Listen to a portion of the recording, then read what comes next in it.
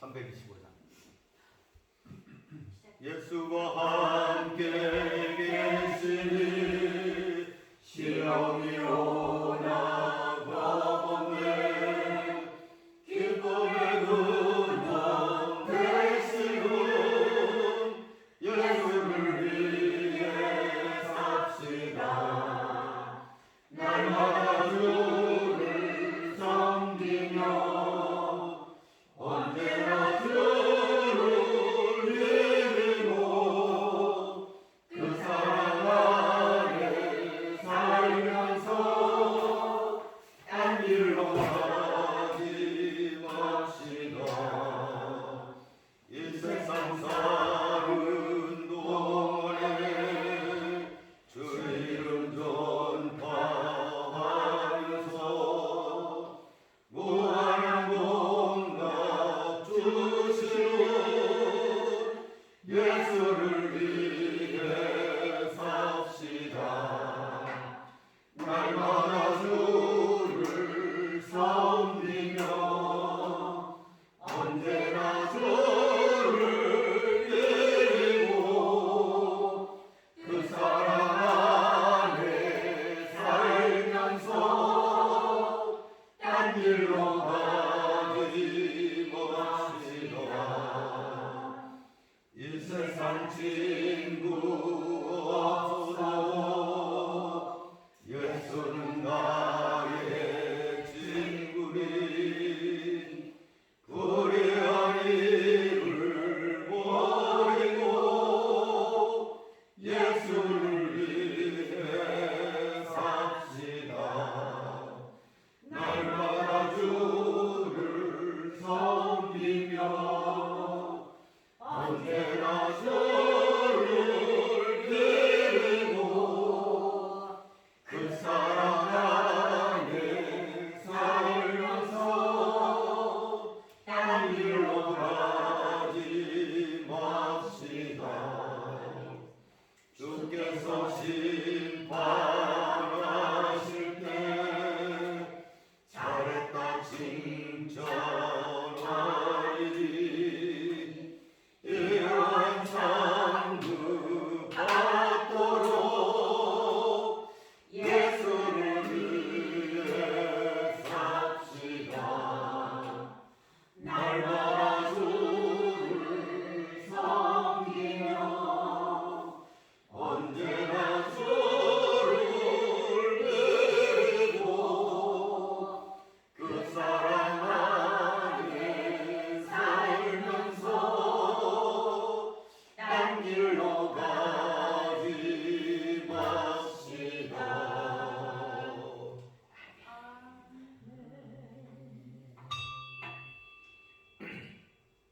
다 같이 묵도하심으로 주일 예배를 시작하겠습니다. 묵도하시겠습니다.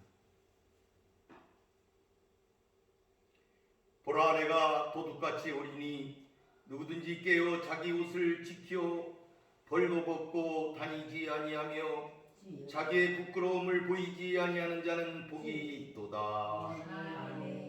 거룩하신 아버지 하나님, 오늘 귀한 성일을 맞이하여서 사랑하는 백성들과 함께 예배하오니 우리의 예배를 받으시고 흠양하여 주시옵소서. 예배 가운데 임재하여서 저희들의 찬미와 찬양과 기도를 들어 주시옵시고 이곳에 함께하사 모든 불의한 것들을 정화하시고 깨끗게 하시고 어둠의 세력을 물리치시고 교회와 이 땅을 구원하여 주시옵소서. 아멘. 예수님의 이름으로 기도 올리나이다. 아멘. 찬송가 1장.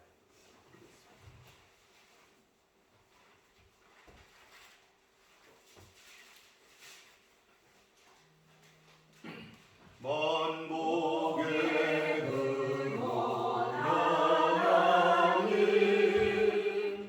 온 백성 찬송 드리고 저 천사여 찬송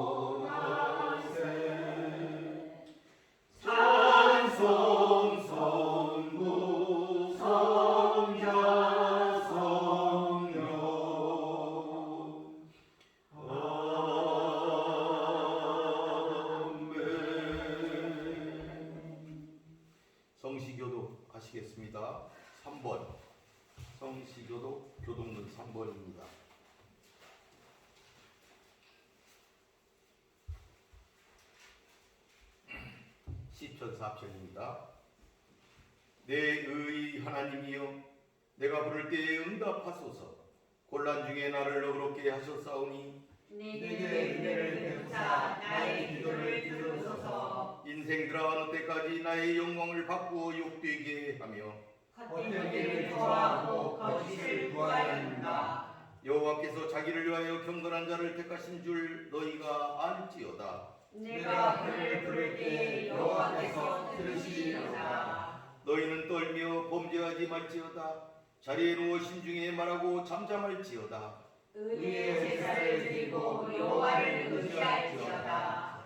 여러 사람의 말이 우리에게 선을 보일 자 누구뇨 하오니 여호와여 주의 눈을 들어 우리에게 주시옵소서. 주께서 내 마음에 두신 기쁨은 그들의 곡식과 새 포도주가 풍성할 때보다 더하니이다. 내가 평안히 눕고 자기도 하리니 나를 안전히 살게 하시는 이는 오직 여호와이시니이다. 아멘. 다 같이 사도신경으로 우리의 신앙을 고백하시겠습니다.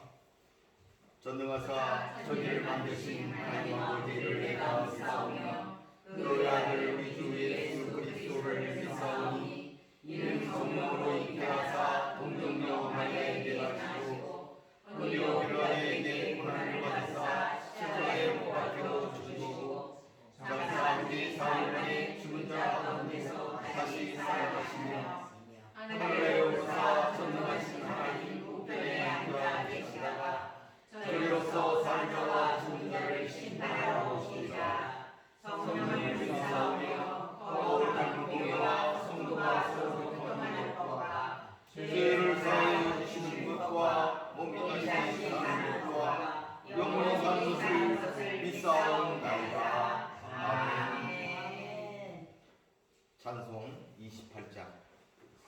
이 찬송 부르신 후에 우리 김영민 권사 대표 기도해 주시기 바라겠습니다. 찬송가 28장.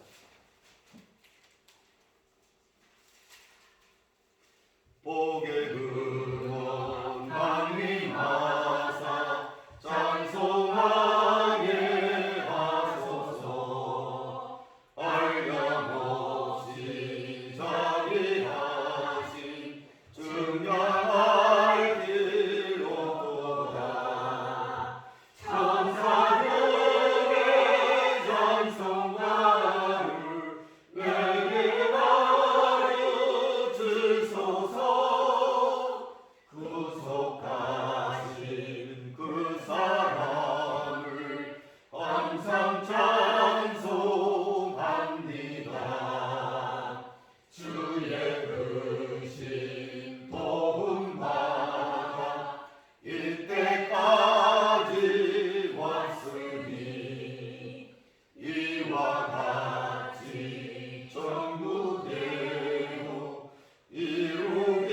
이루기를 바라네. 하나님의 꿈을 떠나 죄에 빠진 우리를 예수 구원하시려고 보혈을 여주셨네. 주의 귀한 은혜 받고 일생 빚진 자들의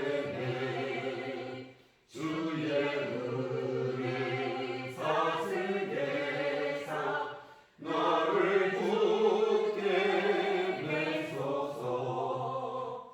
우리 마음은 연약하여 범죄하기 쉬우니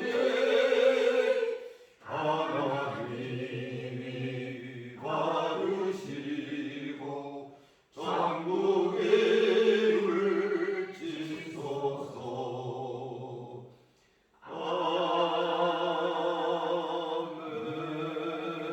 아멘. 할렐루야. 주님의 은혜와 사랑을 진심으로 감사를 드립니다. 오늘 거룩한 성일을 맞이하여 우리가 오늘 이 방주 아버지 하나님이여 기도와 한번 교회에 와서 하나님 앞에 아버지 하나님 신령과 진정으로 예배할 수 있게 하시니 얼마나 감사한지요. 아버지 하나님 지나간 일주일 동안 저희들은 너무나 아버지 하나님 세상과 작하여 살면서 주님의 뜻에 거스르던 적이 한두 번이 아니었습니다. 하나님 이 시간 우리가 우리의 죄악을 하나님 앞에 고백하오니 엎드려 자복하오니 하나님 저희들의 잘못을 용서하여 주시옵시고 우리가 주님 앞으로 온전히 주님의 뜻에 합당하게 아버지 하나님이여 살아갈 수 있는 우리의 모습이 되도록 하나님 역사하여 주시옵소서. 아버지 하나님 오늘의 예배를 통하여 저희들이 주님을 만날 수 있는 놀라운 역사가 임하게 하여 주시옵시고 이 예배를 주님께서 받아 긍량하여 주시옵소서. 이 시간 아버지 하나님 단에 세우신 당신의 사랑하는 종 목사님을 통하여 선포되는 귀한 말씀이 아버지 하나님이여 우리의 심령 골세를 쪼개 묻어 남으면 아버지 하나님이여 살아있는 말씀이 되게 하여 주시옵소서. 한 사람 한 사람 아버지 하나님 심령 가운데 이 시간 임하여 주시옵소서. 아버지 하나님이여 오랜 세월 우리가 얼마나 아버지 하나님이여 주님과 동행하며 산다고 했지만 얼마나 방황하며 아버지 하나님 뜻에 거스르며 아버지 하나님이여 세상을 향하여 우리의 욕망을 분출하며 살았던지요. 하나님 이 시간 저희들의 잘못을 저희들의 죄악을 용서하여 주시옵소서. 이제는 온전히 아버지 하나님이여 주님께서 원하시는 거룩한 삶으로 저희들이 갈 수 있도록 하나님 은혜를 베풀어 주시옵소서. 시작은 미약합니다. 아직은 부족합니다. 하나님 이곳을 축복하시고 아버지 하나님이여 이 동산을 통해서 이 방금 기도를 통해서 아버지 하나님 거룩한 주의 복음의 말씀이 이 땅을 적힐 수 있도록 우리를 인도하여 주시옵소서. 영으로 퍼져나가는 귀한 아버지 하나님이여 성전이 될 수 있도록 기도원이 될 수 있도록 살아있는 곳이 될 수 있도록 아버지 하나님 이곳을 통해서 주의 거룩한 복음이 진동하며 나갈 수 있는 하나님의 기적과 이적의 역사가 나타나는 귀한 아버지 하나님이여 성전이 될 수 있도록 축복하여 주시옵소서. 아멘. 너무나 감사합니다. 이곳을 아버지 하나님이여 인도하여 주시옵소서. 아멘. 오늘의 모든 일정을 주님 앞에 의탁드립니다. 마침의 시간까지 하나님 우리와 함께하여 주시옵소서. 아멘. 감사를 드리며 예수님의 이름으로 간절히 기도드렸습니다. 아멘.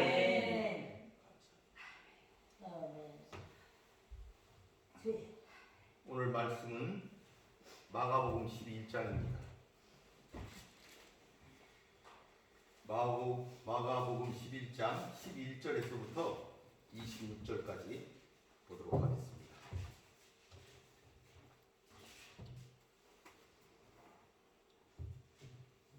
마가복음 11장 11절부터 26절까지입니다.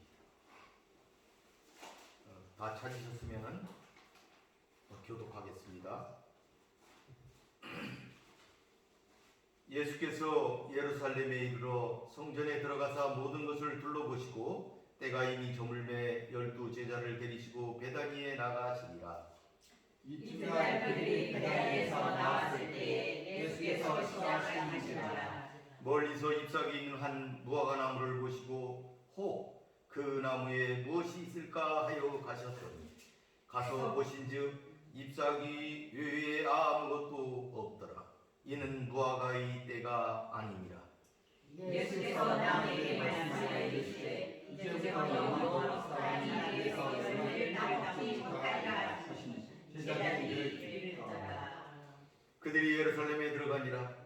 예수께서 성전에 들어가사 성전 안에서 매매하는 자들을 내쫓으시며 돈 바꾸는 자들의 상과 비둘기 파는 자들의 의자를 둘러 엎으시며 아무나 물건을 가지고 성전 안으로 진출하는 허락하지 아니하시고 이에 가르쳐 이르시되 기록된 바 내 집은 만민이 기도하는 집이라 칭함을 받으리라고 하지 아니하였느냐.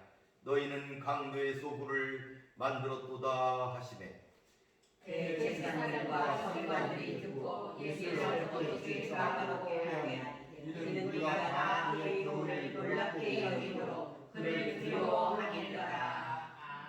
그리고 날이 저물매 그들이 성 밖으로 나가더라. 그들이 아침에 지나갈 때에 무화과나무가 뿌리째 마른 것을 보고 베드로가 생각이 나서 여짜오되 라비여 보소서 저주하신 무화과나무가 말랐나이다. 예수께서 그들에게 대답하여 이르시되 하나님을 믿으라. 내가 진실로 너에게 이르노니 누구든지 이 산더러 들려 바다에 던져지라 하며 그 말하는 것이 이루어질 줄 믿고 마음에 의심하지 아니하면 그대로 되리라.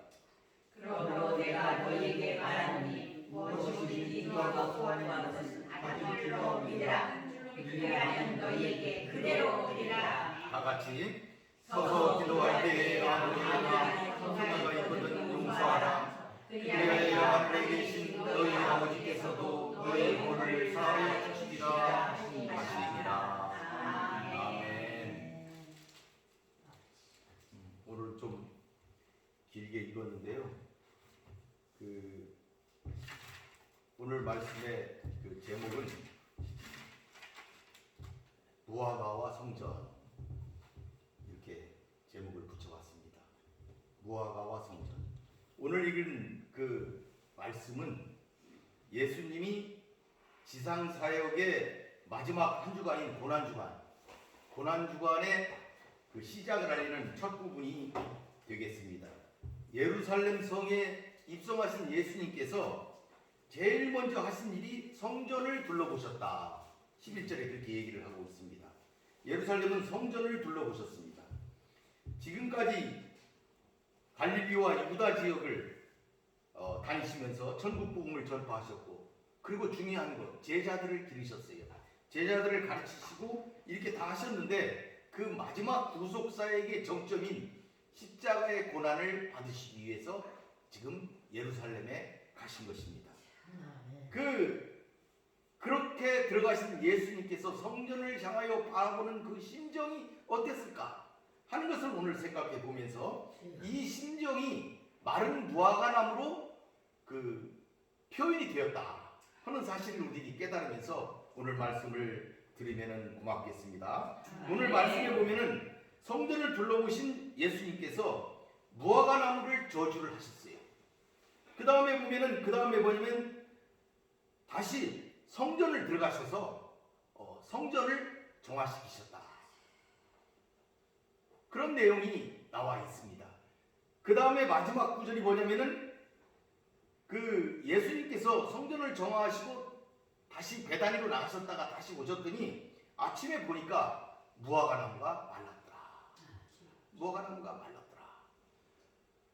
하는 그 내용이 오늘 우리가 읽은 성경 말씀의 대략의 요지가 되어 있겠습니다. 우리가 이것을 볼 때에 먼저 생각해야 될 부분은 이 무화과나무를 왜 얘기를 하셨을까? 그리고 왜 또 성전을 얘기하셨을까? 그 다음에 또 무화과나무를 얘기하시고 또 성전을 얘기하시고 이렇게 무화과나무와 성전과 무화과나무를 교차해가면서 예수님의 말씀을 마가가 기록했는데 이게 무슨 의미가 있는 것인가? 어떤 연관이 있는 것인가? 하는 것을 여러분들이 깨달으시기를 바라겠습니다. 이 무화과나무는 이스라엘에 있어서 이스라엘 민족을 나타내기도 하고 이스라엘 나라를 나타내기도 하고 성전을 나타내기도 합니다. 오늘 우리가 읽은 이 무화과나무는 지금 성전을 빗대어 말씀하고 계신다는 사실을 우리들이 깨달아야 됩니다. 예수님께서 배가 고파서 무화과나무를 저주하셨다는 것을 우리 많은 사람들은 굉장히 이상하게 생각하고, 예수 믿는 사람들도 무화과 때가 아니라고 마가는 분명히 기록했는데 무화과 때도 아닌 거를 열매가 있으라고 얘기를 하시면서 저주를 하셨지 않느냐, 좀 이상하지 않느냐, 그런 생각을 다 갖고 있어요. 많은 사람들이 그거에 대한 대답을 못 얻고 이 성경이 좀 이상하지? 그렇지만 뭐라고 할 수 없잖아. 이 성경이 보니까 무화과 때가 아니라는데 그걸 저주하고 그걸 또 거기다가 또 기록까지 했어요. 때가 아니다. 그리고 맨 마지막에 보면 베드로가 무화과나무가 왜 말랐습니까? 이렇게 물었더니 그래 그 무화과나무가 왜 말랐어? 이렇게 예수님 대답을 안 하시고 다른 얘기만 하신다는 것이 또 맨 마지막에 기록이 되어 있어요. 여러분들이 성경을 지금까지 쭉 읽으셨으면은 이게 구절이 좀 이상하다. 왜 예수님은 무화과나무를 얘기하시고 성전을 얘기하고 이렇게 교차돼 가면서 하는데 왜 이것이 이렇게 연결이 안 될까? 연결이 안 되지 않느냐? 이런 생각을 할 수가 있습니다. 오늘 우리는 이 말씀을 통해서 우리 예수님께서 얼마나 이 성전에 대해서 애틋한 마음을 갖고 계셨던가, 그리고 심지어 이 성전을 보시고 분노하시면서 성전을 정결케 하시는 그 예수님의 그 마음과 뜻, 그리고 예수님이 원하시는 부분이 무엇인지 그것을 우리가 한번 살펴보도록 하겠습니다. 우리가 무화과나무에 대한 기사를 우리가 이해하기 쉽게 하려면은 우리가 다른 성경을 한 절 봐야 됩니다. 우리가 미가서 한번 봅시다. 미가서 7장을 한번 찾아보도록 하겠습니다. 구약 1296쪽에 있어요. 미가서. 미가는 소선지서입니다. 미가서 7장. 미가서는 7장까지 되어 있어요. 7장 1절부터 6절까지 다 같이 한번 읽어봅시다. 재앙이로다 나여 1296쪽 미가서 7장 1절부터 6절까지 한번 우리 같이 한번 읽어봅시다. 아직 못 찾았어요? 다 찾았어요? 그러면 교도 봅시다. 교도 보는 게 좋겠네요. 재앙이로다 나여 나는 여름과일을 깐 후와 포도를 거둔 후 같았어. 먹을 포도송이가 없으며 내 마음에 사모하는 처음 익은 무화과가 없도다. 경건한 자가 세상에서 끊어졌고 정직한 자가 사람들 가운데 없도다. 우리가 다 피를 흘리고 왜곡하며 각기 그물로 종리를 잡으려고 두 손으로 악을 부지런히 행하는도다. 그 지도자와 재판관은 뇌물을 구하며 권세자는 자기 마음의 욕심을 말하며 그들이 서로 결합하니 그들의 가장 선한 자라도 가시같고 가장 정직한 자라도 진례 울타리가 좋아하도다. 그들의 왜곡한 일에 날고 그들 가운데에 형벌의 날이 임하였으니 이제는 그들이 요란하리로다. 너희는 이웃을 믿지 말며 친구를 의지하지 말며 내 품에 누운 여인에게라도 내 입의 문을 지킬지어다. 아들이 아버지를 대하며 딸이 부모를 대적하며 며느리와 시아버지를 대적하니 사람의 원수하고 자기의 집안을 사랑하리라. 아멘. 이스라엘의 부패에 대해서 지적한 하나님의 말씀입니다. 이 미가서를 보게 되면은 1절에 보게 되면은 처음 익은 무화과가 없도다. 처음 익은 무화과가 없도다. 이스라엘을 향해서 말씀하신 거예요. 그러니까 이 무화과와 포도나무에 대해서는 이스라엘과 이스라엘을 설명하는 그런 매개체가 됐다고 보면 됩니다. 이스라엘을 설명할 때 무화과로도 설명하고 포도나무도 설명하는데 처음 익은 무화과가 없다. 이렇게 얘기를 했어요. 그래서 오늘 우리가 이 성경 말씀을 보면서 이 무화과가 어떻게 성경에서 무화과가 성전과 이스라엘을 나타내는 것인지 그런 것을 우리가 연결을 지으면서 무화과 나무를 말씀하신 것은 무화과 자체를 얘기하는 것이 아니구나. 성전을 얘기하는 것이구나. 이스라엘을 말씀하시는 거구나. 이렇게 여러분들이 대입을 해가면서 들으시면은 성경을 이해하는 속도가 빠르다고 볼 수가 있겠습니다. 오늘 한번 읽어봅시다.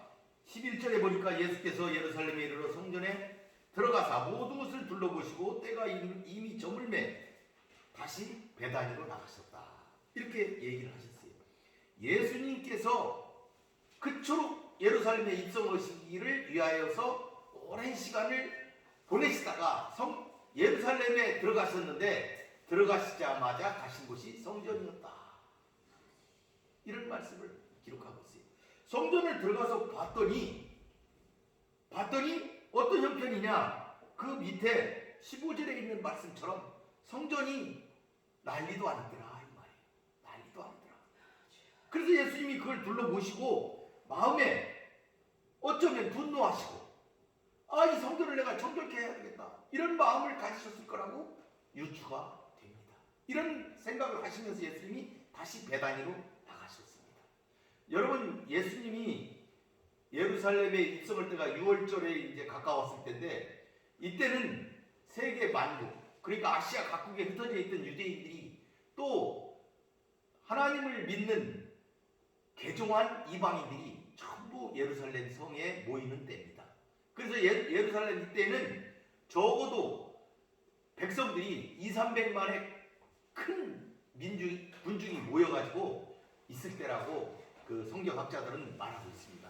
그러니까 세계 각지 지중해 연안 모든 곳에 있는 아시아에 있는 모든 유대인들이 다 모이는 때이기 때문에 이때는 굉장히 거기가 복잡하고 그렇습니다. 그런데 예수님께서는 이때 예루살렘 성에서 주무시질 않고 나가셨다. 베다니로 가셨다. 베다니로 가셨다. 이렇게 말씀하고 있습니다. 그러니까 감난산을 넘어서 베다니 가셨다가 다시 들어오시고 가셨다가 들어오시고 이렇게 하셨다. 이런 것을 우리가 알 수가 있습니다. 그럼 예수님이 왜 그럼 나가셨을까? 예수님은 이 성전과 예루살렘과 이 죄인들을 위한 기도를 하셨을 것이다. 하나님과 기도하시기 위해서 예수님은 가셨다. 이렇게 볼 수가 있습니다. 왜 그러냐면은 그 다음 절에 뭐가 되어 있냐면은 이튿날 그들이 베다니에서 나왔을 때에 예수께서 시장하신지라 이렇게 얘기를 하고 있습니다. 그러니까 이튿날은 언제냐면 월요일입니다. 그러니까 예수님이 고난주간에 처음에 성전에 들어갈 때가 일요일입니다. 일요일날 예루살렘에 입성하시고 성전을 둘러보시고 일요일 저녁에 나가셨다가 베다니로 가셨다가 다시 성전으로 들어오셨는데 월요일날 아침에 성전에 들어오셨습니다. 그런데 아침에 들어오셨는데 시장하셨다. 이 얘기는 예수님이 나가셨을 때 집에 계시지 않고 어쩌면 들에 계셨을 것이다. 들에 계셨을 것이다. 산에 계셨을 것이다. 겟세마네 동산이나 이런 산에 계셨을 것이다. 왜? 산에 계셨기 때문에 잡수신 것이 없기 때문에 배가 고프셨을 것이고 그리고 새벽같이 들어오셨을 것이다. 이렇게 성경학자들은 이것을 유추하고 있습니다. 예수님이 아침 일찍 월요일 아침 일찍 들어오셨는데 예수님이 들어오시면서 보니까 그 밑에 보니까 무화과가 있기 때문에 그 길가에 있는 무화과를 찾으셨다고 여기 되어 있습니다. 입이 무성했다. 잎사귀가 있었다. 이런 말이 되겠습니다. 잎사귀가 있었다. 잎사귀가 있었다. 여러분 이 마태복음이나 다른 성경에 보게 되면은 입이 무성했다 이렇게도 되어 있습니다. 그러니까 무화과가 입이 무성했다는 얘기는 무화과가 이렇게 잎사귀가 풍성하게 이렇게 달려 있었다는 얘기가 되는데요. 이 입이 무성한 무화과나무에 예수님이 가셔서 무화과가 있는지를 살펴보셨다는 그런 얘기입니다. 예수님께서 무화과나무를 살펴보셨더니 여러분이 다 아시는 대로 그 밑에 전에 보니까 무화과가 없더라 이랬어요. 잎은 많은데 무화과가 없더라. 그리고 무화과의 때가 아님이더라. 이렇게 13절에 기록하고 있어요. 여러분 이 무화과는 언제 여는 거냐면은 원래는 제대로 추수하는 거는 8월, 9월, 10월입니다. 8월, 9, 10월에 무화과가 열리고 그때 따는데 무화과는 두 번 열립니다. 봄에도 열리고 이 여름에도 열립니다. 그러니까 여름에 열리는 무화과는 새순이 자라서 새순에서 난 열매가 제대로 된 무화과예요. 크고 상품성 있는 무화과는 그때 여름에 열립니다. 그러면은 여름에만 열리는 게 아니고 이 묵은 가지에서 열리는 무화과는 3, 4월에 딸 수가 있습니다. 이 묵은 가지에서 무화과가 열리는데 이건 상품성이 별로 없어요.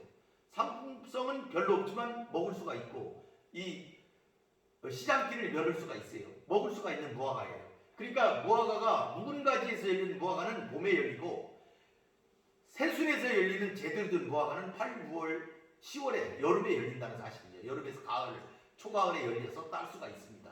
그렇기 때문에 이 무화과의 가지가 무성하다면 이미 묵은 가지도 있고 그게 풍성이 있기 때문에 거기에는 열매가 있어야 된다는 것을 예수님은 아셨기 때문에 거기에 가신 것이죠. 그래서 예수님이 그곳에서 무화과를 찾으셨는데 무화과가 없더라 이 말이죠. 그러니까 여기에 무화과의 때가 아니다 이 말은 무화과를 제대로 수확할 수 있는 철은 아니었다 이런 얘기가 되겠습니다. 그러니까 예수님이 그곳에서 무화과를 찾으신 그 자체만으로 볼 때는 아무런 문제가 없는 것이죠. 아무런 문제가 없는 것입니다. 그런데 중요한 게 있어요. 왜 예수님은 그 중요한 시기에 마가는 무화과나무 일을 기록했을까? 아니 예수님이 배고프셨다고 그래가지고 무화과를 찾았는데 그걸 기록했을까? 이거는 무화과로 표현되는 이스라엘을 나타내기 위해서 기록한 것이다 라는 사실을 우리들이 깨달아야 됩니다. 이 무화과는 이때가 4월이었기 때문에 무화과를 얻을 수가 있습니다. 그렇지만 그 무화과는 제대로 갖춰진 완숙한 그런 무화과는 아니었습니다. 이 얘기는 곧 뭐냐면 예수님이 성전을 향하여서 둘러모시고 예루살렘 성에 입성하셔서 유대인들에게 원했던 것이 완숙하고 성숙하고 아주 깊은 신앙인들을 요구하는 것은 아니시라는 얘기입니다. 예수님은 그들이 그 정도는 되지 않더라도 믿음의 신용이라도 가질 수가 있는 그 싹을 볼 수가 있는 정도의 신앙을 그들에게 요구하셨다는 것을 우리들이 깨달아야 됩니다. 이것이 이른 무화과입니다. 예수님이 찾으신 이른 무화과는 비록 그들이 성숙하고 완숙하고 정말 충분히 하나님이 기뻐하실 만한 믿음을 가진 그러한 신앙인들을 예수님은 볼 수는 없다 할지라도 예수님이 원했던 것은 그래도 하나님을 찾고 하나님과 함께하고 하나님을 의지하고 하나님을 바라는 유대인들을 이스라엘을 원하셨다는 것이죠. 그 정도의 이른 무화과 정도는 열려 있어야 된다는 것이죠. 이스라엘에. 왜? 이스라엘에 하나님의 역사가 얼마나 깁니까? 그 길고 깊고 많은 세월 동안 하나님께서 그들을 향하여 선지자들을 보내시고 그들을 향하여 말씀을 주시고 그들을 가르치시고 그들을 이끄셨는데 하나님이 보시기에 예수님께서 원하시는 이른 무화과 정도의 신앙을 가진 자들도 보이지 아니하였다 하는 것을 이곳에 암시하고 있다는 사실을 우리들이 깨달아야 됩니다. 아멘.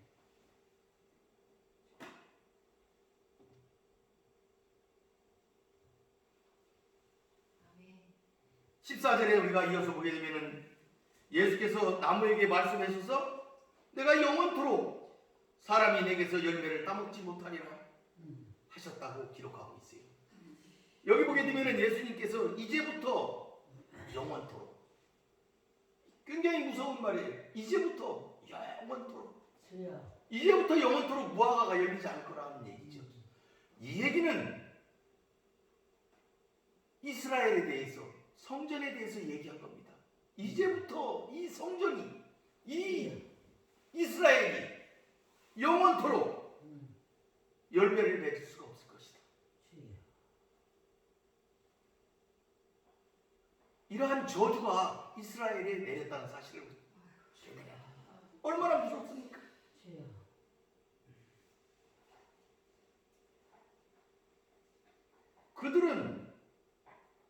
그들은 입만 무성했고 열매가 없었기 때문에 우리가 이 입만 무성하고 열매 없는 무화과에 대한 많은 비유들이 성경에 있어요. 그 어떤 비유에 보면 이런 게 있어요.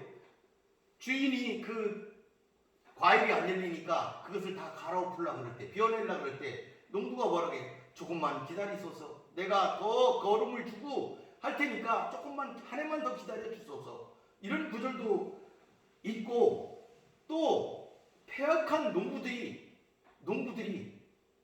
어떻게 돼 있어요? 그 주인이 오는 주인의 아들을 죽이는 그런 기사도 이 농부에 대한 이스라엘에 대한 현황을 설명하시면서 이스라엘에 대한 그 많은 문제점들을 지적하실 때에 그 말씀하셨던 비유에 들어가 있습니다. 이럴 때 어떻게 했어요? 예수님이 이럴 때 주인이 어떻게 했어요? 그것을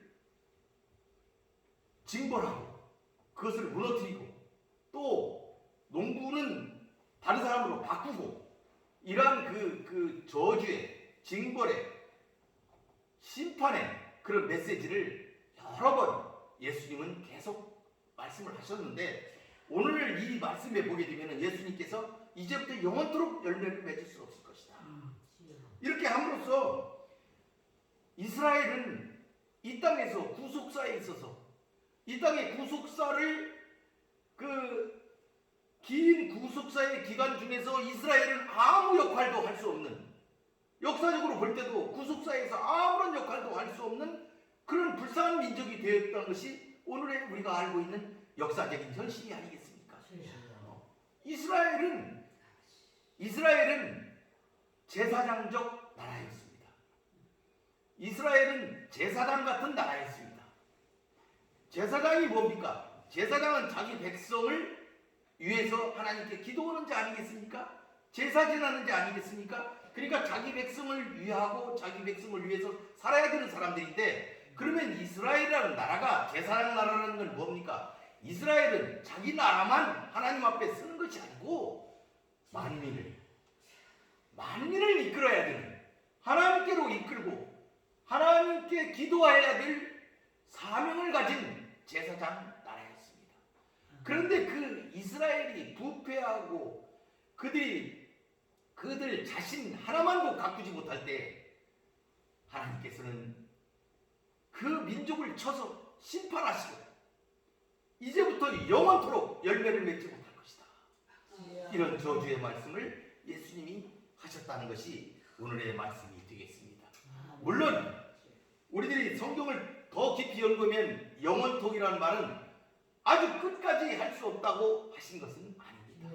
하나님은 자기의 하나님이시기 때문에 이스라엘에게도 다시 한번 일어날 수 있는 길을 주셨는데, 그것이 사도 바울의 그 자기 민족에 대한 로마서의 기록을 통하여서 우리들은 다시 한번 예루살렘에 하나님의 은혜가 임할 수 있다는 사실을 우리는 잘 알고 있습니다.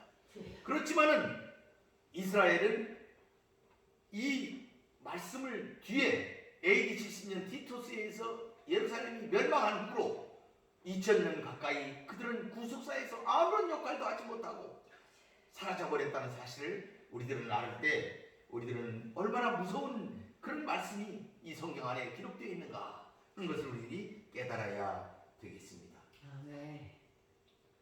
그래서 보니까 제자들이 이를 듣더라. 그래서 이 듣더라 이것은 상당히 주의해서 들었다는 걸 얘기하고 있습니다.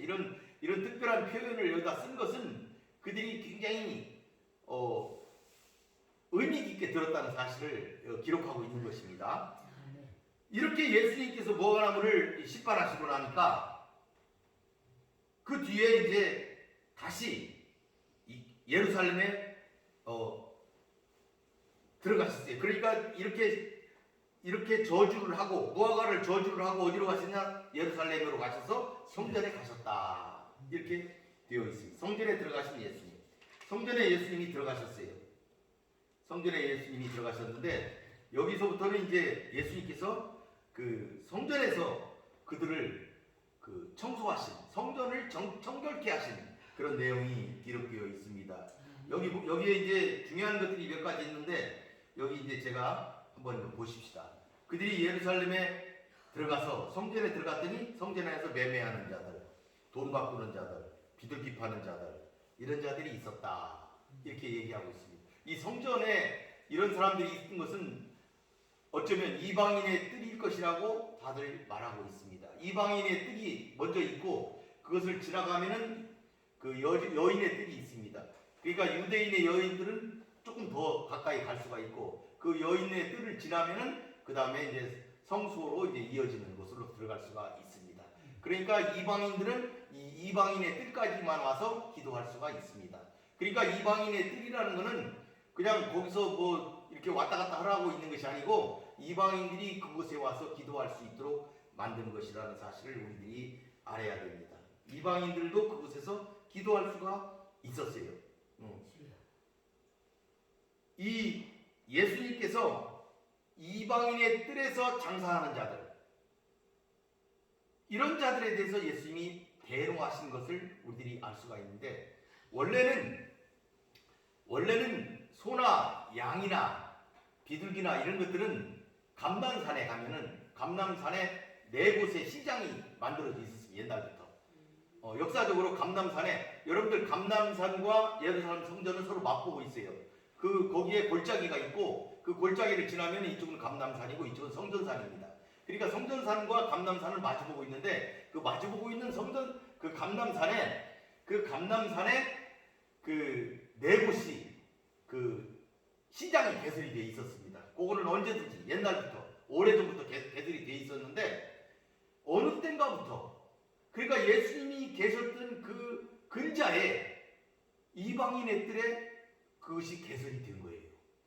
그러니까 감람산에서 사가지고 와가지고 제사를 지내도록 하면 되는데 그걸 이방인의 뜰에다가 만들었다는 거죠. 그러니까 이 얘기는 뭐냐면 상인들과 대제사장들이 결탁을 했다는 얘기죠. 그러니까 거기다가 그전에는 저 감람산에서 해가 저 사가지고 왔는데 그걸 성전 뜰에다가 그냥 그 만들고 이유는 뭡니까? 편리하게 하기 위해서. 편리하게 하자. 편익을 도모하자. 좀 편하게 해주자. 그런 목적이 그렇게 핑계를 대겠죠. 틀림없이. 그런 핑계를 대면서 거기다가 그걸 했고 환전도 거기다가 이게 차렸다 이 말입니다. 그러면은 왜 환전을 합니까? 성전에다가 내는 헌금은 그 성전에서 쓰이는 화폐로만 쓰이게 되어 있었습니다. 그 화폐를 바꿔야 돼요. 왜냐하면 로마에서도 왔죠. 소아시아에서 여러 나라에서 오니까 뭐 화폐의 종류가 다양하잖아요. 그 화폐는 사용할 수가 없어요. 성전 화폐로 써야 되는데 그 성전 화폐를 바꿔가지고 그걸로 그 헌금을 내도록 이렇게 되어 있는데 세금이 두 가지가 있었잖아요. 반세계. 여러분들 그 출애굽기에 보게 되면은 그 20세가 넘은 남자는 평생 한 번 그 속전을 내야 되는데 반세계를 내도록 되어 있습니다. 그 다음에 느헤미야에 보게 되면은 성전에 여러 가지 그 관리를 하려니까 3분의 1 세계를 바치도록 하자. 느헤미야 시대 때 그렇게 정했는데 그때부터 지금까지 예수님이 계실 때까지 계속 이 성전세 이것을 이제 걷도록 이렇게 해서 내게 되어 있었습니다. 그런데 문제는 뭐냐면 이 환율이 어마어마한 거예요. 풍리를 취하는 거예요. 환율 수수료가 너무 커요. 그리고 소나 말이나 양이나 비둘기나 값이 너무 비싼 거예요. 뭐 성전에 보면 10배, 20배 이렇게 차이가 있다고 해요. 그렇게 비싸게 거기서 그 물건을 팔았어요.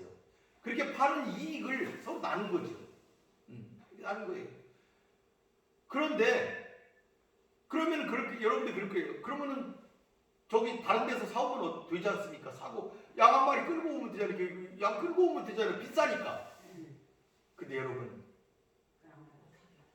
얼마나 머리가 좋습니까? 악한 사람은 머리가 좋아요. 그 재물을 검사하는 사람들이 있어요.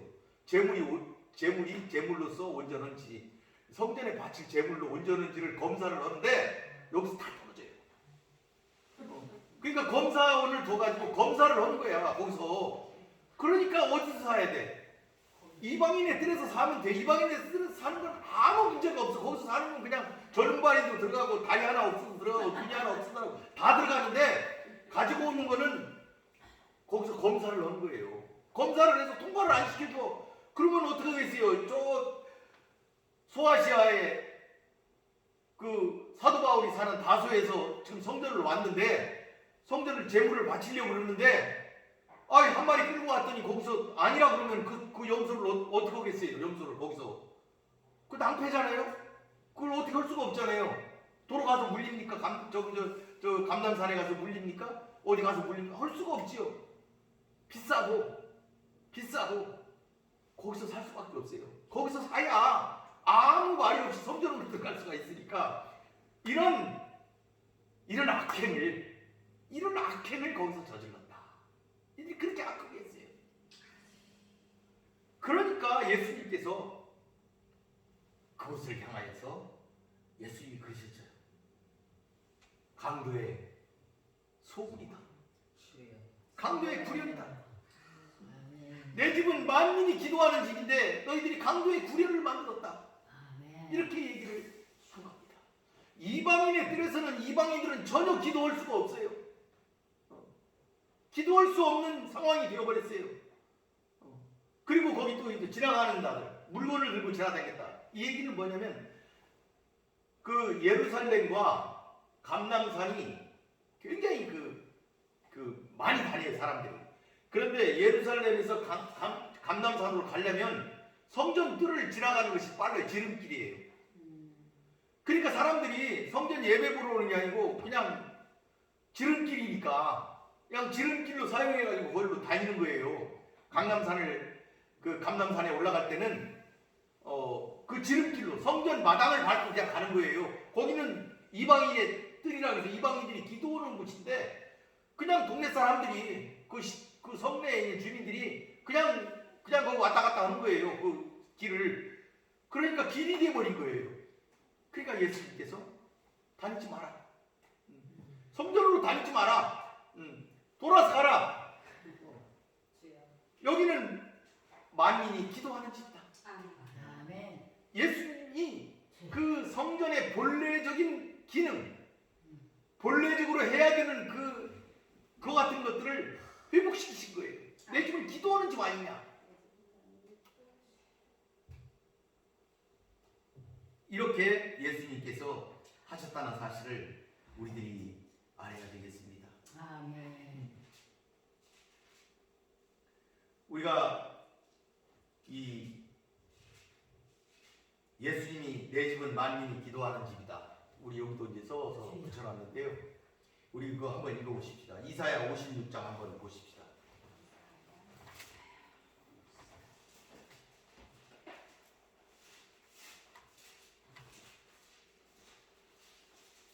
이사야 56장 7절 한번 봅시다.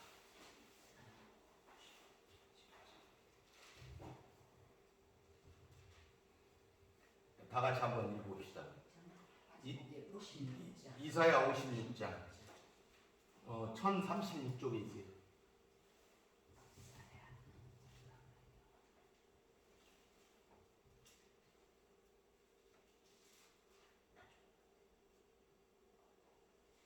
찾았어요? 1036 네, 알았습니다. 이사야 56장 7절 한번 읽어보겠습니다. 다 같이 읽으십시다. 내가 그들을 나의 성산으로 인도하여 기도하는 내 집에서 그들을 기쁘게 하려 하시며 그들이 먼저 와서 나의 제단에서 기꺼이 받게 되리니 이는 내 집은 만민이 기도하는 집이라 일거림이 될 것이라.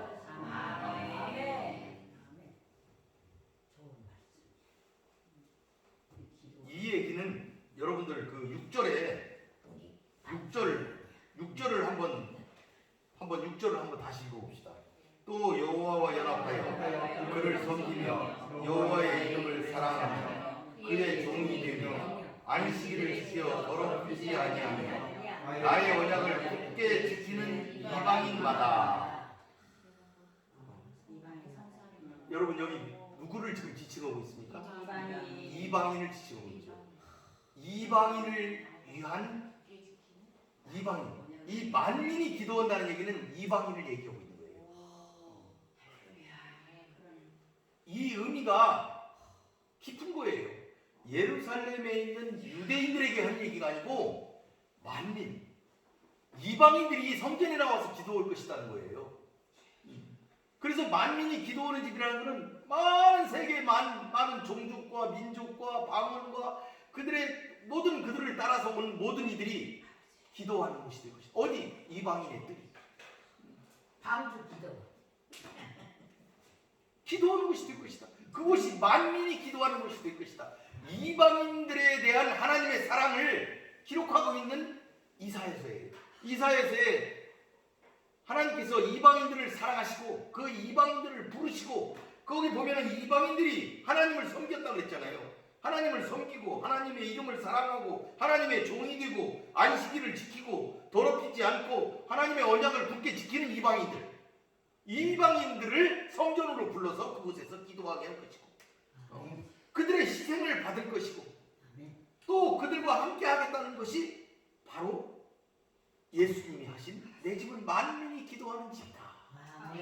내 집은 만민이 기도하는 집이다. 이곳은 이방인들을 사랑하신 하나님이 부르셔서 마련된 장소다. 아멘. 이곳은 이방인들이 와서 기도할 것이다. 아멘. 그런데 너희들이 그곳에다가 강도의 구려를 만들었구나. 이 얘기를 하신 거예요. 강도의 구려를 만들었어요. 이 강도의 구려라는 것은 이 예레미야 7장에 나오는 말씀이에요. 시간을 즐겨서 내가 그건 안 찾고 그냥 이제 말씀으로 이제 하겠습니다. 여러분, 이 강도의 구려는 이렇게 생각하시면 돼요. 그 당시에 강도라는 것은 그 무력을 가지고 남 것을 빼앗아서 나누는 사람들, 이런 게 이제 강도 아니겠어요? 그런데 그 당시에 이 강도는 이러한 단순히 재물을 빼앗고 이런 사람들을 가리키는 게 아니고, 그때는 로마 시대 때잖아요. 로마의 충동이 있던 때잖아요. 어떤 자들이 많이 일어났었냐면 체제를 전복하고자 하는 자들이 많이 일어났어요. 그래서 그들이 강도로 이렇게 표현이 됐어요. 그래서 그 당시에 강도는 그냥 돈을 빼앗는 자들이 아니고 무력으로 점령해서 로마에 저항하는 자들, 그들을 전부 강도로 몰았던 거예요. 그러니까 예수님이 돌아가실 때 바라바가 강도다 그랬죠. 이 강도는 그냥 강도가 아니었을 거라고 성경학자들은 얘기하고 있어요. 이 강도는 틀림없이 민족주의자, 독립운동을 했던 그런 사람이 있을 수도 있다는 사실을 기록하고 있어요. 여러분들이 지금까지 설교를 통해서 들은 일이 있었을 거예요. 바라바가 단순한 강도가 아니다, 그런 사실. 그래서 이 당시에는 강도가 체제를 전복하기 위해서 반로마적인 그런 집단을 포함하고 있었기 때문에, 주로 그런 의미로 많이 쓰였기 때문에 예수님께서 대제사장들과 서기관들과 그들을 향해서 강도라고 이렇게 얘기를 하게 되면은 이건 어려운 일이죠. 이 사람들은 친로마적인 사람들이기 때문에 그들과 결탁하면 안 되는 거죠.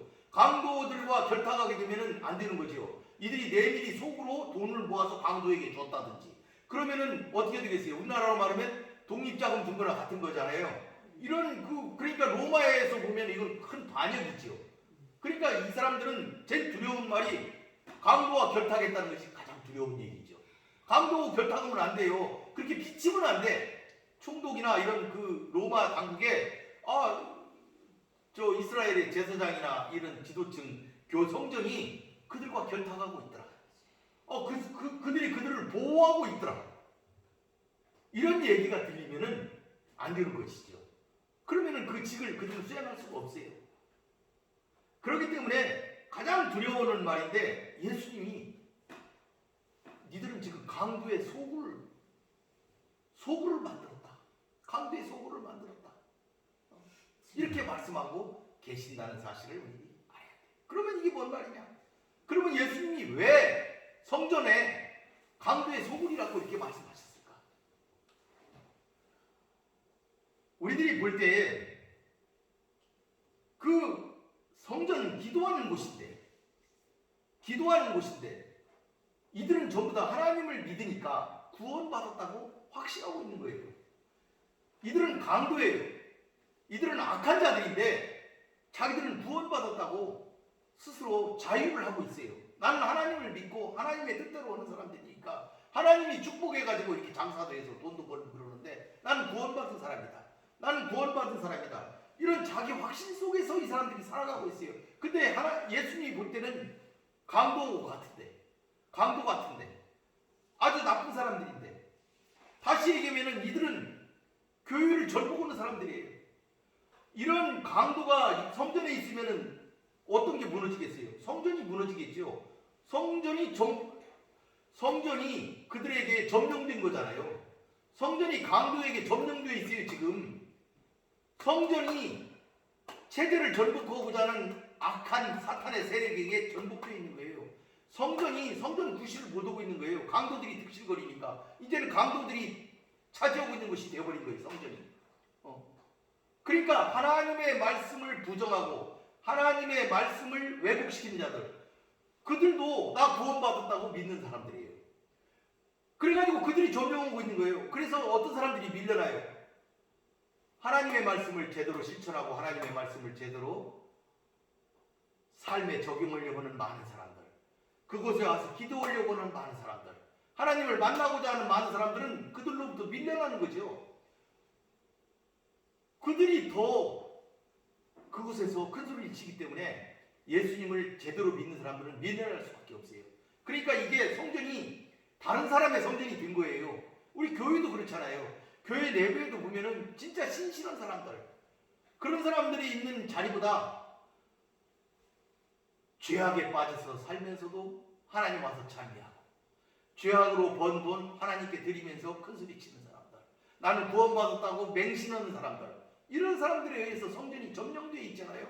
그런 사람들이 점령되어 있고 그 사람들의 목소리가 더 크기 때문에 제대로 믿고 신실하고 하나님을 섬기는 사람들은 설 자리가 없는 거예요. 지금 예루살렘 성전도 하나님께 기도하고자 하는 많은 이들은 거기 설 자리가 없는 자리가 되어버리고 말았던 거예요. 그런 상황이 이곳에서 지금 일어나고 있다는 사실을 우리들이 알아야 되겠습니다.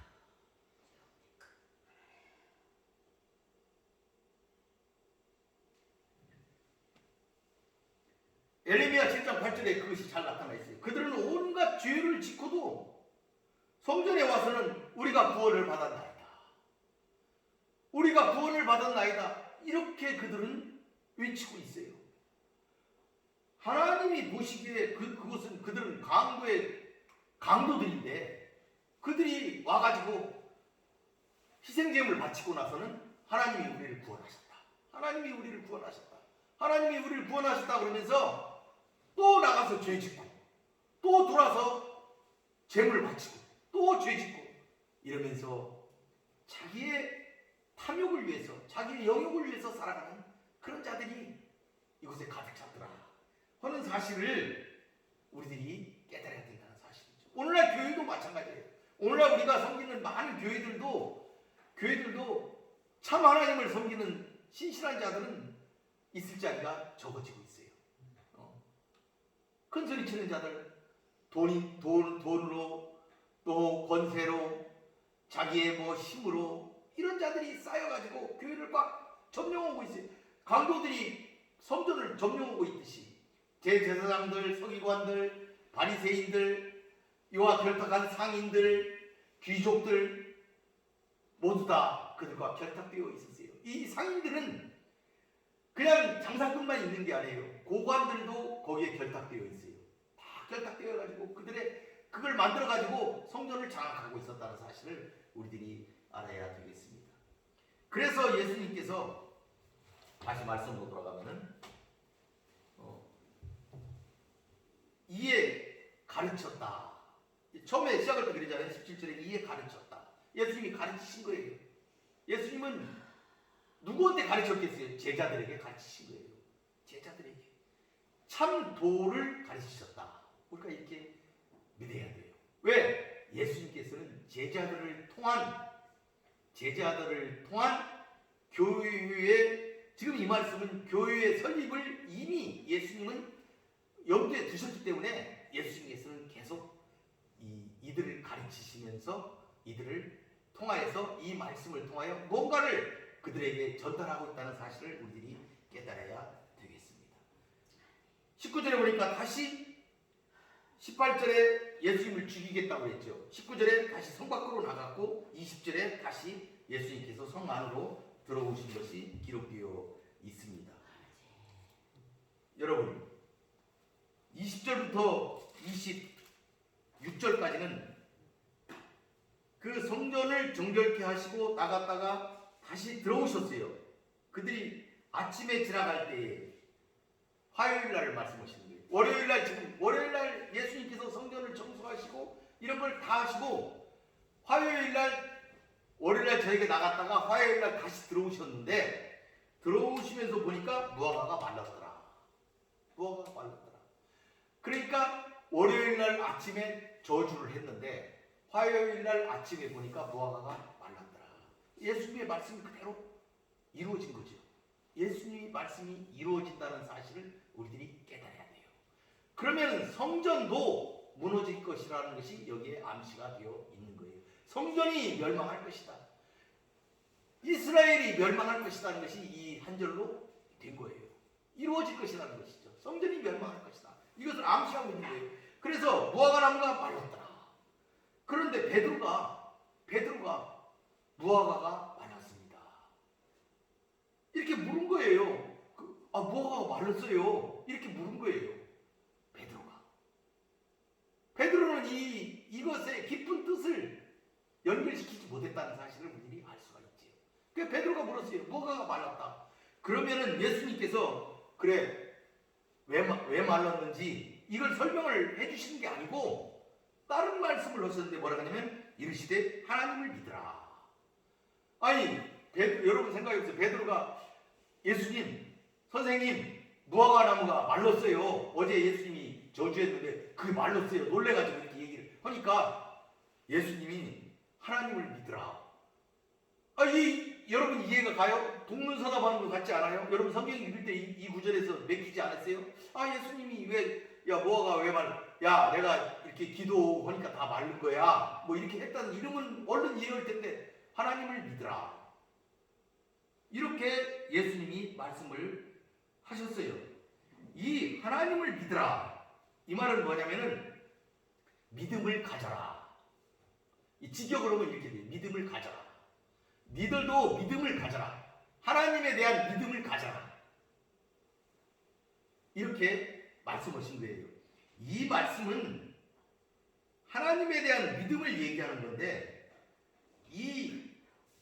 더 깊이 들어가면 이 무화과가 마르게 하는 것은 누구다? 하나님이시다 하는 사실을 말씀하고 있는 것도 돼요. 우리가 기도를 하지만 그 기도를 이루시는 분은 하나님이시거든요. 우리가 기도를 해가지고 그걸 마르게 하고 우리가 기도를 해서 이렇게 하는 게 아니고 우리들이 기도할 때에 그 기도를 들으시는 하나님께서 하시는 일이거든요. 하나님의 일이에요. 하나님을 믿으라. 하나님을 믿으라. 하나님에 대한 믿음을 가져라. 어떤 믿음이냐? 어떤 믿음이냐? 구하는 것을 주실 것이라는 믿음. 너희가 구하면 더 좋은 것으로 주실 수 있다는 그 믿음. 그러한 믿음을 가져라. 내가 하나님께 기도를 했는데 이 무화과가 죽으라고 기도를 했는데 하나님이 하셨다는 거죠. 니들도 기도할 때 하나님이 그렇게 하실 것이다 하는 것을 예수님은 1차적으로 말씀하고 계신다는 사실을 우리들이 알아야 되겠어요. 그 22절에 보게 되면은 이산더러 들려 바다에 던져지라 이렇게 얘기를 했어요. 이산이 어디까? 이산더러 성전산을 얘기하는 거예요. 이 성전산을 들어서 사해 바다로 던져라. 그래도 이루어질 것이다. 이게 뭔 얘기냐면 그 당시에 뭔 말이 있었냐면 산을 옮긴다. 이 말은 불가능을 얘기를 했어요. 산을 옮길 수가 없잖아요. 그런데 그 속에는 뭐냐면 하나님만 하실 수 있다. 하나님은 하실 수 있다. 이 산을 옮긴다는 얘기는 불가능에 대한 얘기를 그 당시에 격언적으로 사용을 했었는데 산을 옮길 수가 없잖아요. 하나님만 하실 수 있다. 그런 것들이 이스라엘 그 사람들 사이에 이제 대화를 통해서 이제 있었는데 예수님께서 이 말씀을 하신 거예요. 산을 옮겨라 해도 하나님이 옮기실 것이다. 하나님이 옮기실 것이다. 그처럼 하나님을 대한 믿음을 가져라. 이런 얘기를 이제 하신 것인데 이게 중요한 게 있어요. 24절도 기도하고 구하는 것은 받은 줄로 알라. 그래야 하면 그대로 되리라. 이렇게 하시면서 결론을 얘기하셨는데 너무 우리가 생각하지 못한 결론을 말씀합니다. 서서 기도할 때 아무에게나 혐의가 있거든 용서하라. 그리하여야 하늘에 계신 너희 아버지께서도 너희 허물을 사하여 주시리라. 이 부분이 지금 우리가 오늘 읽은 그 무화과 나무가 마른 20절부터 26절까지는 그 대화가 비약적으로 이렇게 나가기 때문에 성경 말씀을 전체적으로 이해를 할 수 없는 부분들이 많은데 이건 뭐냐면은 이걸 우리가 이 무화과 나무를 성전을 상징했다는 사실을 깨닫고 무화과 나무가 이스라엘을 상징한다는 사실을 깨달으면서 우리가 이 성경을 읽고 나가야 이해할 수가 있습니다. 무화과 나무가 죽었다는 것은 성전이 무너졌다는 사실을 말씀하고 있습니다. 성전이 무너질 것이다. 성전이 무너지는데 성전이 뭐예요? 성전이라는 것은 죄사함을 받는 곳이잖아요. 우리가 죄사함을 받고 하나님께 나아가는 것이에요. 하나님께 나아가는 것. 우리가 성전에서 희생제물을 바쳐서 우리 죄를 씻고 하나님께 나아가는 것. 하나님께 기도하는 것. 왜? 우리 죄를 씻고 기도해야 하나님이 들으시니까 우리가 하나님과의 관계를 회복하는 그와 같은 것을 성전이 기능하고 있잖아요. 성전에서 희생제물을 바치고 죄를 씻고 하나님께 나가서 기도하고 하나님께 아뢰일 때 하나님이 들으시고 하나님과 교제하고 하나님과 관계를 회복하고 하나님의 백성이 되는 그런 그 과정이 성전을 통해서 이루어지는데 이제 성전이 무너졌어요. 성전이 없어요. 그러면 죄사함을 어떻게 받지? 성전이 무너졌는데 제사를 드릴 수가 없는데 지금도 이스라엘은 제사를 못 드려요. 제사를 회복하지 못했어요. 성전이 없으니까. 그래서 그들은 성전을 지금도 지으려고 해요. 왜? 제사를 회복해야 되겠다. 그것이 그들의 목표예요. 그런데 이때 예수님께서는 성전이 무너질 것이다. 성전이 무너졌다. 성전이 무너졌어. 그러면 너희들은 어떻게 하느냐? 그럴 때 어떻게 할 것이냐? 하나님은 하실 수 있다. 하나님을 믿음을 가져라. 그 얘기예요. 하나님에 대한 믿음을 가져라. 하나님에 대한 믿음을 가져라.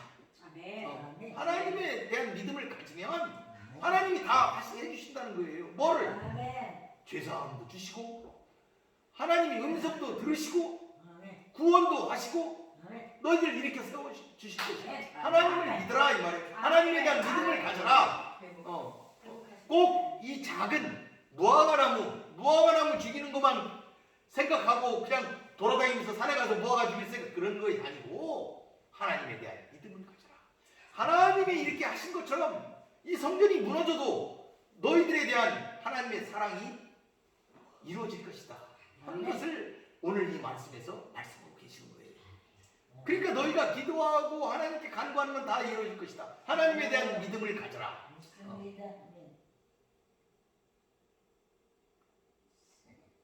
그러니까 예수님께서는 이미 자신이 지금 이제 십자가에 달려 죽으시려고 하는 어린 양이 되어서 제물이 되어서 희생 제물이 있어 죽기 위해서 이곳에 오셨잖아요. 예수님은 그 제물로서의 역할을 다 감당하시고 예수님께서는 그를 다 이루실 거예요. 구속의 주로서 우리를 구원하시는 큰 대업을 예수님은 이루시는데 우리가 할 일이 있어요. 우리가 회개하고 기도해야 되잖아요. 기도라는 거예요. 우리 부분은 너희들은 기도해라. 근데 그냥 기도해서는 안 되고 용서해라. 용서해라. 너희들을 받아들이는 것, 내가 너희들을 용서하는 것, 그것이 하나님과의 관계를 회복하는 그런 길이었잖아요. 우리가 하나님이 우리를 용서하고 하나님이 우리를 받아들이는 것, 우리가 기도할 때 들으시고 그와 같이 하는 것은 하나님이 우리와 관계를 회복한 그런 과정을 말씀하는 거잖아요. 그러니까 너희도 용서해라. 이게 너희도 내가 너희를 용서한 것처럼 너희도 남을 용서해야 된다. 너희도 용서해라. 다른 사람과의 관계를 회복해라.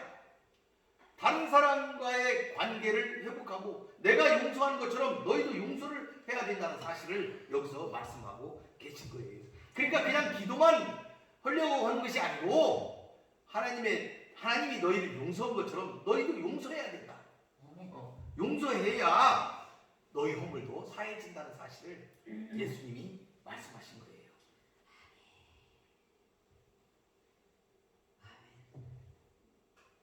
이 용서는 하나님이 먼저 오실 거예요. 그렇기 때문에 우리도 이것을 받들어서 우리도 용서를 해야 된다는 사실을 이야기하고 있습니다. 이런 용서를 통해서 우리가 하나님과의 관계를 회복했잖아요. 우리도 우리의 이웃을 용서할 때 이웃과의 관계가 회복될 수가 있어요. 이웃과의 관계를 회복할 수가 있어요. 그래야 우리가 죄사함을 얻을 수 있다. 죄사함을 얻을 수가 있다 하는 사실이 여기에 기록되어 있는 거예요. 그러니까 성전이 무너져도 너희들이 하나님에 대한 믿음을 가지고 기도하고 용서하고 할 때에 성전이 했던 모든 것들이 그리스도 안에서 이루어진다는 사실을 예수님은 말씀하고 계시는 겁니다. 그래서 오늘 이 말씀은 너무나도 우리에게 귀한 말씀을 예수님이 우리에게 주신 거예요.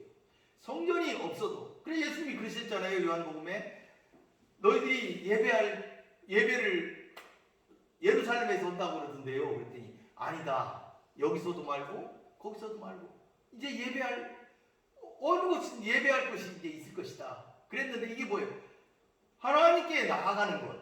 예배라는 건 하나님께 나아가는 건데 하나님께 나아가는 거는 우리들이 하나님을 믿고 하나님에 대한 믿음을 가지고 기도하면서 용서하면서 나아갈 때 이루어질 수 있다는 것.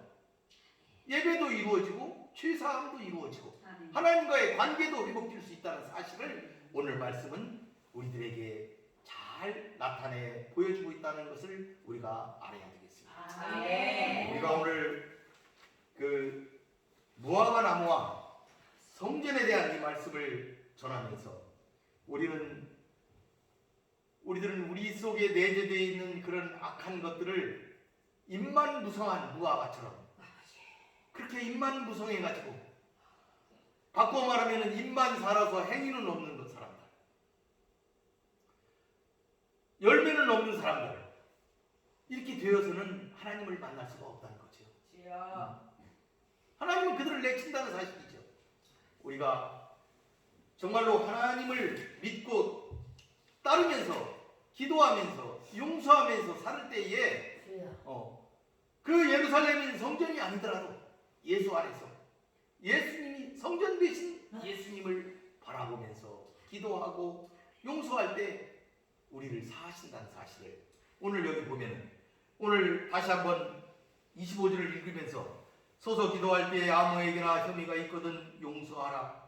그리하여야 하늘에 계신 너희 아버지께서도 너희 허물을 사하여 주시리라 하시니라. 이렇게 말씀하고 계십니다. 26절은 그게 없는데 그 26절은 만일 너희가 용서하지 아니하면 하늘에 계신 너희 아버지도 너희 허물을 사하지 아니하시리라. 이렇게 다른 성경에는 그렇게 되어 있어요. 너희들이 사하지 않으면 하나님도 사하지 않을 것이다. 이것이 26절인데 우리는 이 사본을 채택하지 않기 때문에 빠진 겁니다. 26절이. 아무튼 우리가 용서해야 우리가 용서함을 받을 수 있다. 이것이 성전이다. 이게 참 성전이다. 이게 참 성전이고 하나님이 만민은 기도하는 집이다 하신 이 성전이 제대로 된 기능을 하는 것은 이와 같이 하나님께 나아갈 수 있는 것. 하나님께 기도하고 나아가는 것. 이게 중요하다. 기도가 중요하다. 용서가 중요하다 하는 말씀을 하면서 말씀을 마치도록 하겠습니다. 아멘. 감사합니다. 오늘 말씀을 가지고 다 같이 합심해서 한 3분 기도하고 기도하겠습니다. 거룩하신 아버지, 오늘 말씀하신 역시 예수님 무화과 저희들의 무화과 나무처럼 말라가시며 우리가 열매를 맺으며 용서하지 않는 모든 죄 아버지 하나님 용서하여 주시옵소서. 저희의 성전으로서의 본질을 다시 회복할 수 있도록 우리 하나님께서 승부하실 줄로 저는 믿고 감사드립니다. 하나님 감사합니다. 믿음 감사합니다.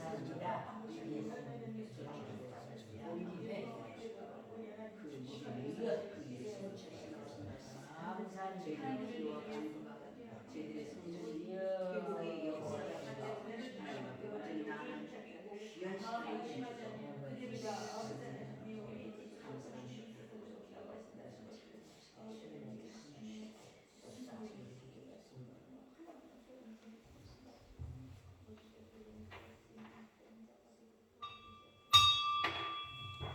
찬송가 455장 보시면서 455장